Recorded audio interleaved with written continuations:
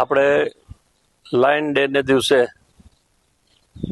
જે સોંગ સિંહણ ઉપર આપણે જે તૈયાર કર્યું છે કલાકારો થ્રુ,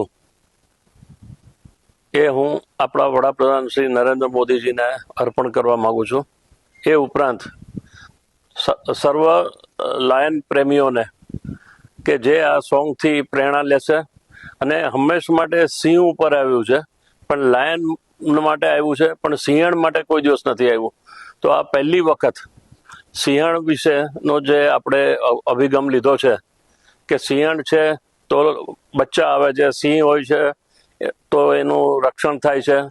એ રીતે આપણે પહેલી વખત આ સિંહણને આક્રમક અને પ્રેમાળ તરીકે બતાવી છે. આપણે હંમેશા સિંહને પ્રાધાન્ય આપતા હતા, તો સિંહણનું આપણે એટલું મહત્વ નહોતા આપતા. તો સિંહણ છે તો જ લાયન છે.